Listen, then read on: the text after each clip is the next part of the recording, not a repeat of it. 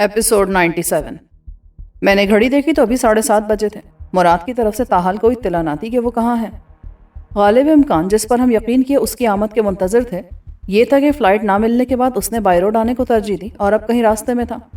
वो अगले दिन की फ़्लाइट लेने की कोशिश करता तो उसे 24 घंटे इंतज़ार करना पड़ता और उसके बाद भी सीट मिलना चांस पर मुनहसर था। चुनांचे किसी होटल में क़याम पर उसने सफ़र को तरजीह दी थी और आधे घंटे बाद वो गाड़ी किराए पर लेकर निकला होगा तो रात 11-12 बजे से पहले घर नहीं पहुंचेगा। मेरे पास कम से कम भी 3 घंटे की मोहलत थी। मेरी बात सुनकर सिकंदर परेशान हो गया। ऐसा क्या मसला है? मसला कोई नहीं शाहजी, मैं अचानक उठ के आ गया था। फिर उसे जो बताना है फ़ोन पर बता दो। वैसे तो मैंने कह दिया था कि अभी सलीम यहाँ रहेगा कुछ दिन। एक तो मुझे रेशम से बात करनी थी, फ़ोन पर कर लो अगर बहुत ज़रूरी है तो। देखिए मैं अभी तक उन्हीं कपड़ों में हूँ, एक सूटकेस है मेरा वहाँ, वो उठाना हूँ। सिकंदर ने बीवी को आवाज़ दी। उसने दरवाज़ा से झांका। क्या बात है, क्यों चिल्ला रहे हो? इसे कपड़े दे दो बदलने के लिए। वो सूटकेस बहुत ज़रूरी है तो मंगवा लेते हैं, वरना मुराद के कपड़े फिट आएंगे तुम्हें। अलमारी भरी पड़ी है।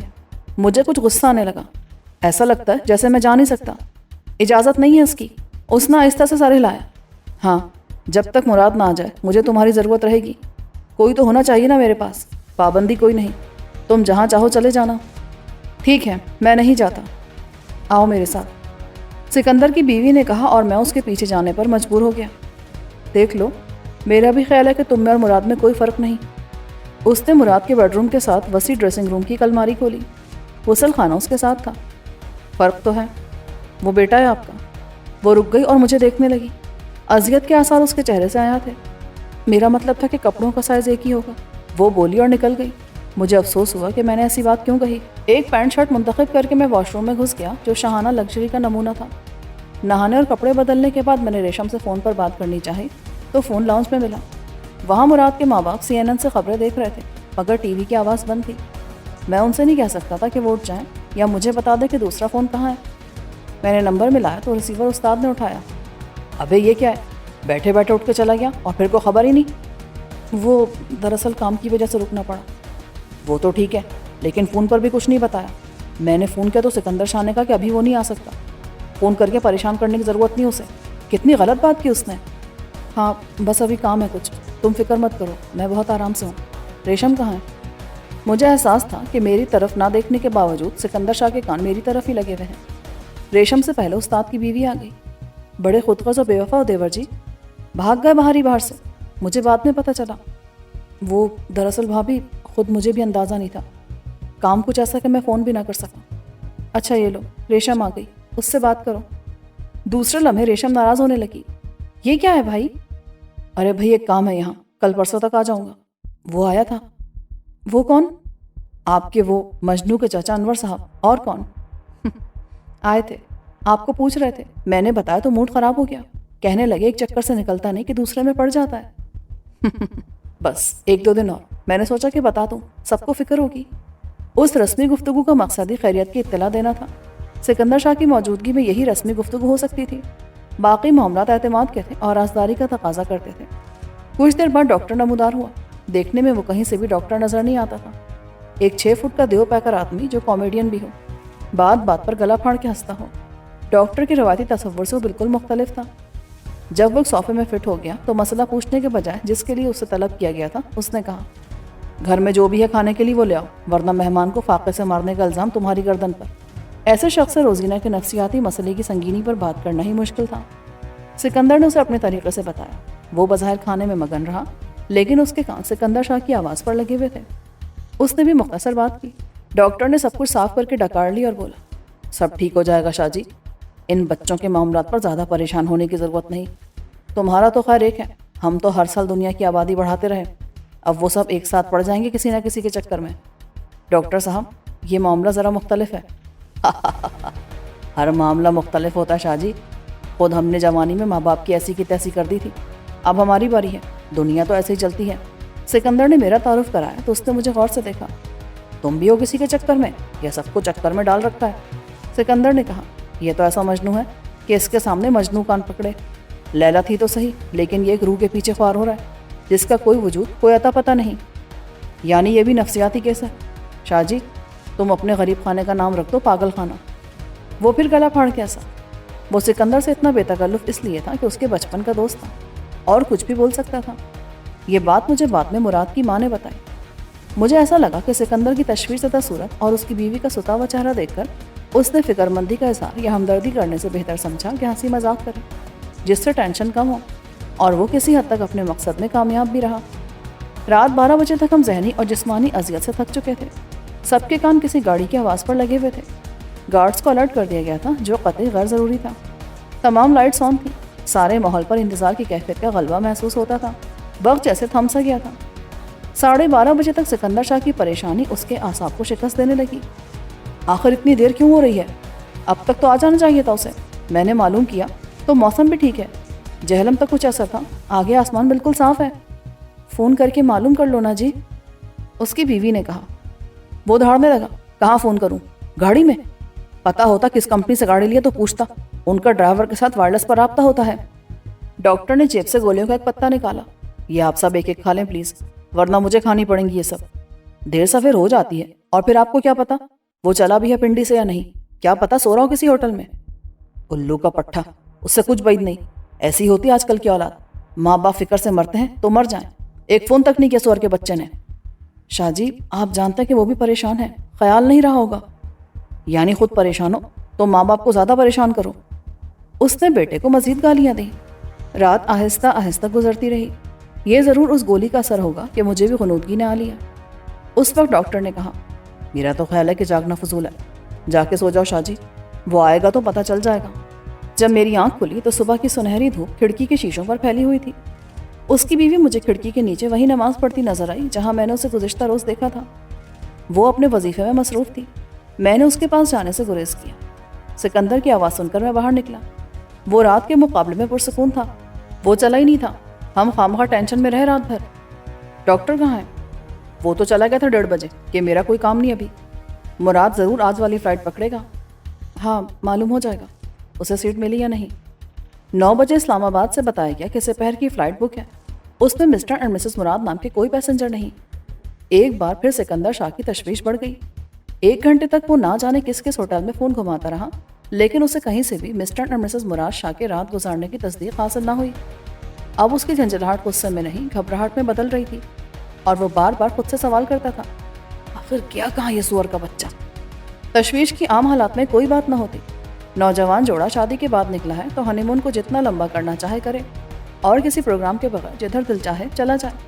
لیکن ہنی مون تو اسی وقت ختم ہو گیا تھا جب روزینہ کو یہ اطلاع ملی تھی کہ اس کے سارے خاندان کا وجود مٹ گیا ہے۔ اب اسے گھر پہنچنے کی جلدی تھی۔ ان حالات میں یہ ناممکن تھا کہ وہ امریکہ سے آ کے اسلام آباد میں اترے تو مری جانے کا موڈ بن جائے۔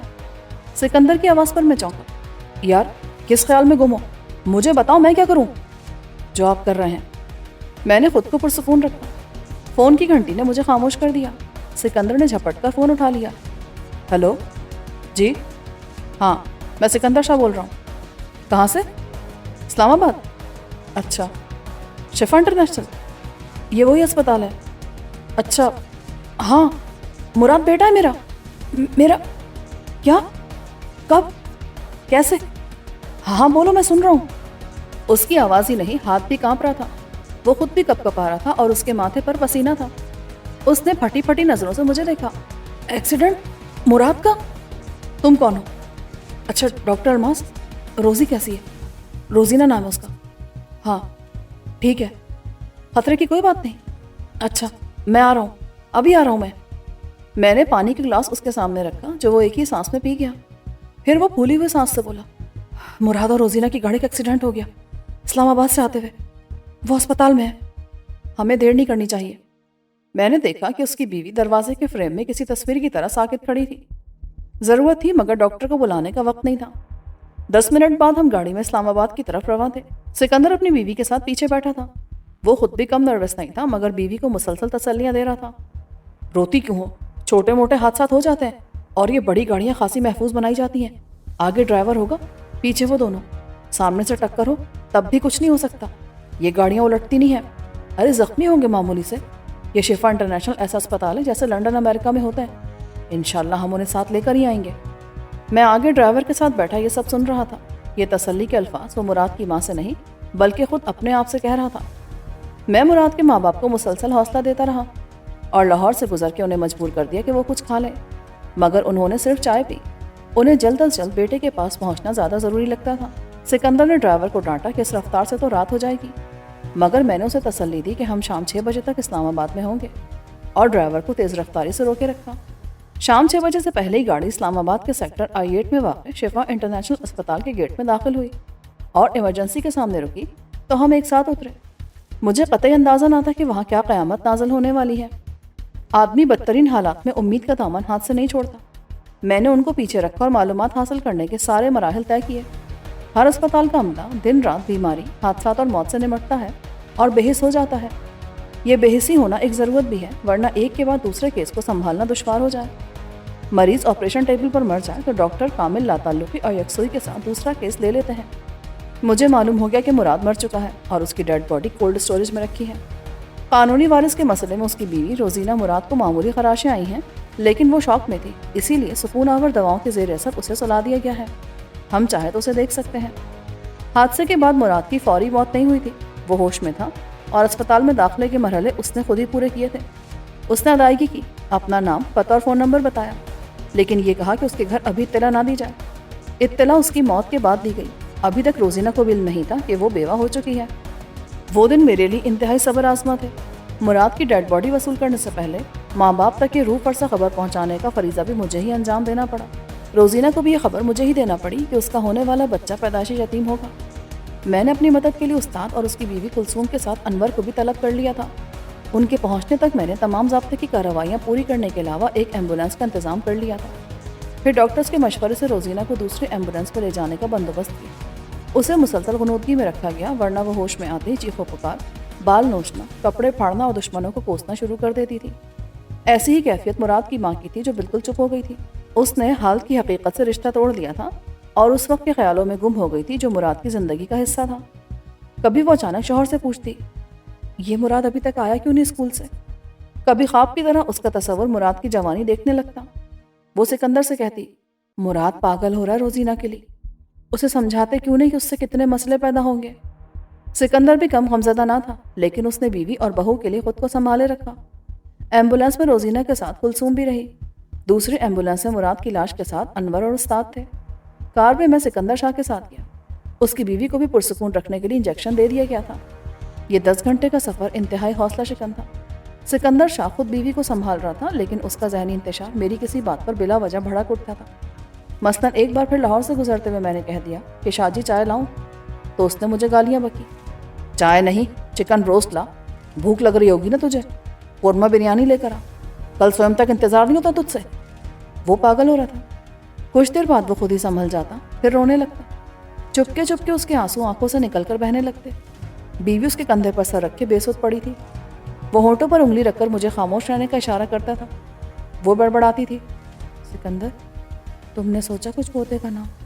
میں نے سوچ لیا، اگر پوتی ہوئی تو تم اپنی مرضی سے رکھنا۔ تم نے فاطمہ کہا تھا نا، بڑا مبارک نام ہے۔ شام تک وہ سب ہو گیا جو ناگزیر تھا۔ مراد ایک مٹی کا ڈھیر بن گیا۔ مراد کی بیوی نے اور ماں نے اس سنگین حقیقت کو قبول بھی کر لیا اور ان پر وحشت کے دورے کم ہو گئے۔ ان کی آنکھوں کے آنسو بھی ختم ہو گئے۔ یہ صبر کا پہلا مرحلہ تھا۔ ایک اعتراف کہ اب انہیں ایسے ہی مراد کے بغیر زندہ رہنا ہوگا۔ یہ بڑی تلخ حقیقت ہے۔ مرنے والے کے ساتھ کوئی نہیں مرتا، صرف ایسا لگتا ہے کہ وہ جی نہیں سکتا، مگر ایک دن گزرتا ہے، پھر دوسرا دن، بہت آہستہ آہستہ، بالکل نامعلوم طریقے پر حقیقت خود کو تسلیم کرانے لگتی ہے۔ یہی سب مراد کے گھر میں بھی ہوا۔ تدفین ہوئی، پھر سوئم تعزیت کا سلسلہ بالآخر ختم ہوا۔ سکندر کا بیٹے کی قبر پر جا کر بیٹھنا اور آنسو بہاتے رہنا بھی ختم ہو گیا۔ گھڑی کی سوئیاں صبح، دوپہر، شام، رات کا اعلان کر کے آگے بڑھی۔ آنے والے چلے گئے، انور اور استاد بھی چلے گئے، صرف کلثوم بھابھی کو میں نے روکے رکھا۔ میری اپنی حالت انہیں سنبھالتے سنبھالتے غیر ہو گئی تھی۔ کلثوم نے گھر کے معاملات کو جلد از جلد واپس لانے کی کوشش میں میری مدد کی۔ میری مدد کرنے والا وہ ڈاکٹر بھی تھا جو صبح، دوپہر، شام سکندر کو، اس کی بیوی کو اور بہو کو دیکھنے کے لیے آتا تھا۔ اب انجیکشن کی ضرورت نہیں رہی تھی۔ سکون آور گولیاں ضروری تھیں، مگر ان کو کھلانے کے 100 جتن کرنے پڑتے تھے۔ روزینہ وقتی طور پر اس ٹریجڈی کو بھول گئی تھی جس کی وجہ سے وہ واپس آئی تھی۔ مراد سے مل کے بچھڑ جانے کا صدمہ تازہ تھا۔ یہ زخم اتنا گہرا تھا کہ پہلے ہر زخم کی ٹیس پر یہ درد غالب آ گیا تھا۔ سکندر نے صدمے کو مردانہ وار جھیلنے کی پوری کوشش کی تھی اور کسی حد تک اس ذمہ داری کو قبول کیا تھا کہ کہ اسے ہی بیوی کو اور مراد کی بیوہ کو سنبھالنا ہوگا، حالانکہ وہ خود ڈھہ گیا تھا، اچانک بوڑھا ہو گیا تھا۔ ایک بات میں نے سنی تھی کہ صدمے کی شدت سے راتوں رات بال سفید کر دیے۔ میں نے یہ دیکھ بھی لیا، چند دن میں سکندر کے سر کے تمام بال سفید ہو گئے۔ اس نے شیو نہیں بنائی تھی، رفتہ رفتہ چہرے پر سفیدی پھیل گئی۔ بہت جلد مجھے معلوم ہو گیا کہ اب وہ داڑھی رکھ لے گا۔ جیسے ڈاکٹر کسی حادثے یا فالج کے نتیجے میں معذور ہو جانے والے کو رفتہ رفتہ بیساکھیوں پر کھڑا کرنے اور چلانے کی کوشش کے بعد یہ سہارے بھی باقی نہیں رکھتے تاکہ مریض خود اپنے پیروں کی طاقت پر چل سکے، ایسے ہی سکون آور دوا کم کی گئی۔ کلثوم بھی واپس چلی گئی۔ گھر میں بالآخر صرف وہی رہ گئے جو اس کے مکین تھے۔ ان میں صرف مراد نہیں تھا اور باقی لوگوں کو اس کے بغیر جینے کی عادت ڈالنا تھی۔ میں ان کے ساتھ خود کو اس قابل رکھنے کی پوری کوشش کرتا رہا کہ گھر والوں کا خیال رکھ سکوں۔ ایک ہفتے بعد حالات میں بہتری آئی، دوسرے ہفتے میں معمولات بحال ہونے لگے۔ یہ حادثہ سکندر شاہ کے لیے قلب ماہیت کا سبب بنا۔ وہ پانچوں وقت کی نماز پڑھنے لگا، بات بات پر کہنے لگا، رحم کر مجھ پر میرے مولا۔ لیکن اس کی بیوی تو چلتی پھرتی لاش بن گئی۔ سکندر شاہ کا سارا کاروبار ٹھپ ہو کے رہ گیا۔ اس نے سختی سے منع کر دیا تھا کہ کسی کاروبار کے سلسلے میں آنے والے ملاقاتی کو دور رکھا جائے۔ اب یہ میری ذمہ داری بن گئی تھی کہ ہر آنے والے سے مقصد ملاقات پوچھوں۔ اکا دکا تعزیت کرنے والے اب بھی آ جاتے تھے۔ میں ان کو ہدایات دیتا تھا کہ کم سے کم وقت میں۔ میری مدد کلثوم اور انور نے کی۔ ریشم کو میں نے خود روز آنے سے روک دیا تھا۔ پہلے ہفتے میں وہ روزینہ کے ساتھ ہی رہی تھی۔ گھر میں ہر وقت ایک نحوست زدہ خاموشی ڈیرہ ڈالے رکھتی تھی۔ سکندر شاہ کو رفتہ رفتہ اس کے احساس جرم نے گھیر لیا۔ یہ سب میرے اعمال کی سزا ہے، وہ بات بے بات کہتا تھا۔ روزینہ کو یہاں روبی کہا جاتا تھا، معلوم نہیں کیوں۔ روزی کہا جاتا تو بات سمجھ میں آنے والی تھی۔ شاید مراد اسے روبی کہتا ہوگا۔ اس کے آنے کا سبب ایک حادثہ تھا، لیکن پھر دوسرا شدید تر حادثہ پیش آیا تو وہ پہلے والے حادثے کو بھول گئی، لیکن صرف وقتی طور پر۔ وہ سین جس کی تیاری ہم سب نے کی تھی اور جس میں میرا مرکزی رول ہوتا، پیش ہی نہیں آیا۔ اس کے ماں باپ اور بہن بھائی نہیں رہے تھے اور اس کے یقین کے مطابق یہ اس کے سسر کی دشمنی کا شاخسانہ تھا۔ وہ مراد کے ساتھ آتی تو ہنگامہ ہوتا۔ میں وکیل صفائی کی حیثیت سے حلفیہ جھوٹ بولتا کہ ایسا نہیں ہے۔ وہ مطمئن ہوتی یا نہ ہوتی یہ الگ بات ہے، مگر اپنے محبوب اور شریک زندگی سے بچھڑنے کا غم سب پر غالب آ گیا۔ جس کے لیے میں تیار تھا وہ تماشا ہی نہ ہوا۔ لیکن ایسا نہیں کہ وہ بات پرانی سمجھ کے بھلا چکی تھی، یہ ناممکن تھا۔ اس کے ذہن نے مراد کی جدائی کو زندگی کی تلخ حقیقت سمجھ کے قبول کر لیا کہ خدا کو یہی منظور تھا، تو پھر اس کو پرانے غم کی خلش نے دوچار کیا۔ یہ 15-16 دن بعد کی بات ہے۔ میں ریشم کے ساتھ اس کے پاس بیٹھا تھا۔ وہ مراد کی باتیں کر رہی تھی اور ہم اس کا دل بہلانے میں مصروف تھے، جب اچانک اس نے مجھ سے سوال کر لیا، ملک سلیم اختر، ایک بات پوچھوں؟ اس کے طرز تخاطب پر میں چونکا۔ ایسی کیا بات ہے کہ اجازت مانگ رہی ہو؟ سچ بتاؤ گے؟ ایک دم میری چھٹی حس نے مجھے خبردار کر دیا کہ سوال کیا ہوگا۔ تم پوچھو، لیکن پہلے یہ بتاؤ کہ میرے بارے میں تم کیا سمجھتی ہو؟ میں جھوٹ بولتا ہوں؟ ایسی کوئی بات نہیں۔ ریشم اٹھی اور خاموشی سے باہر نکل گئی۔ پھر یہ سوال کیوں کیا تم نے مجھ سے؟ باجی تمہیں بہت پسند کرتی تھی، پاگل تھی تمہارے لیے، تمہاری ہر بات مجھے بتاتی تھی، ہر وقت تمہاری باتیں کرتی رہتی تھی۔ میں تو عاجز آ جاتی تھی۔ اب تم مجھ سے شادی بھی کرنے والے تھے نا؟ ہاں، مگر سوال کیا ہے جو تم پوچھنا چاہتی تھی؟ تم کو کتنا صدمہ ہے اس کی موت کا؟ جتنا تمہیں ہے مراد کی موت کا۔ نظر تو نہیں آتا؟ میں صدمے کا اظہار کسی کو دکھانے کے لیے نہیں کرتا، اور میں تم سے پوچھوں کہ تمہارا صدمہ حقیقی ہے یا صرف دکھاوا، تو کیا تمہیں برا نہیں لگے گا؟ میں نے ناگواری کا اظہار کیا۔ اسے کس نے مارا تھا؟ اس وقت تو مجھے معلوم نہیں تھا، بعد میں پتہ چلا کہ وہ مانجھا والا کا گروہ تھا۔ بعد میں کب؟ کچھ دیر بعد، جب وہ سارے ڈاکو فرار ہو رہے تھے، کارروائی کے بعد۔ اس کی ہسٹری بعد میں معلوم ہوئی، پر میں نے تو یہ نام کبھی نہیں سنا۔ میں نے کب سنا تھا؟ وہ کوئی مشہور ڈاکو تھا، اس کے سر پر 10 لاکھ کا انعام تھا، یہاں سے بھاگ کے سندھ چلا گیا تھا اور کسی وڈیری کی سرپرستی میں وارداتیں کرتا تھا۔ وہ کچھ دیر خاموش رہی۔ تم تو چودھریوں کی حویلی میں تھے، ان کا بہت اعتماد حاصل تھا تمہیں، پھر تم میرے ابا کے گھر کیسے پہنچے؟ کیسے پہنچے؟ یہ بھی کوئی پوچھنے والی بات ہے کیا؟ وہ معلوم ہے مجھے، اپنی مرضی کے خلاف۔ صاف کہو نا، مجھے اغوا کر کے قیدی کی حیثیت سے لے جایا گیا تھا۔ چلو یوں ہی صحیح، لیکن میرے ساتھ تم بھی نکل گئے تھے، ریشم بھی تو نکل گئی تھی۔ میں پھر پکڑا گیا تھا، صرف میں، اور واپس اسی قید خانے میں بھیجا گیا تھا۔ یہ تمہیں نہیں بتایا کسی نے؟ باجی نے سب بتا دیا تھا، یہ بھی کہا تھا کہ اب اس نے تمہاری محبت جیت لی ہے، بالآخر تم نے اسے دل سے قبول کر لیا ہے۔ یہ سچ ہے کیا؟ ہاں، مگر اب ان باتوں کو دہرانے سے کیا حاصل؟ ابا نے تمہیں اپنی فرزندی میں لے لیا تھا اور جانشین بھی بنا دیا تھا۔ میری سمجھ میں نہیں آتا کہ تم یہ سوالات کیوں پوچھ رہی ہو مجھ سے۔ وہ برہم ہو گئی۔ سب سمجھتے ہو تم کہ میرے سوالوں کا مقصد کیا ہے؟ یہی سب سوالات کرنے آئی تھی میں، مگر مجھے ایک حادثے نے بیوقی کا تاج پہنا دیا تو مجھے اپنا ہوش نہیں رہا۔ لیکن وہ سوالات اپنی جگہ تھے۔ میں بھولی نہیں کہ کس طرح ایک رات میں میرے سارے خاندان کو موت کی نیند سلا دیا گیا۔ تم کہتے ہو کہ وہ مانجھا والا ڈاکو تھا؟ شاہینہ نے میرے بازوؤں میں دم توڑا تھا۔ ایک لمحہ پہلے وہ میرے ساتھ تھی اور یہ سمجھ رہی تھی کہ ہم نکل آئے۔ کیا میرے لیے یہ صدمہ معمولی تھا؟ میں پاگل ہو گیا تھا۔ اس وقت ریوالور ہوتا نا میرے پاس تو میں شاہینہ کے قاتل کے سینے میں ساری گولیاں اتار دیتا، اور اسی پاگل پن کی کیفیت میں شاہینہ کو چھوڑ کے بھاگا تھا کہ وہ میرے ہاتھ آئے تو اس کی گردن توڑ دوں۔ تم جانتی ہو کہ خالی ہاتھ میں ایسا کر سکتا ہوں؟ جوڈو کراٹے آتا ہے مجھے۔ اس کے قاتل کا نام سن لیا تھا میں نے۔ وہ سب بھاگ رہے تھے جو اسے مانجھا والا کہہ رہے تھے۔ میرے نزدیک تو سب ڈاکو تھے، لیکن وہ جیپ اور دوسری گاڑیوں میں بیٹھ کر فرار ہو گئے۔ تم جھوٹ بول رہے ہو۔ تم جو چاہے کہہ سکتی ہو، میں برا نہیں مانوں گا۔ سچ کیا ہے میں اخبارات میں دیکھ چکی ہوں، وہ مانجھا والا نہیں گاما رستم تھا۔ تمہاری مرضی، اخبار پر اعتبار کرو یا مجھ پر، لیکن کچھ دیر پہلے تم نے مانا تھا کہ میں جھوٹ نہیں بولتا۔ اخبار کیوں جھوٹ لکھیں گے تم ہی بتاؤ؟ اخبار وہ لکھتے ہیں جس کے لیے پیسہ ملے۔ تم آج کی صحافت یا سیاست کو کیا جانو؟ کس نے دیا ہوگا تمام اخبارات کو اتنا پیسہ کہ وہ مانجھا والا کے بجائے گاما رستم کا نام لکھیں؟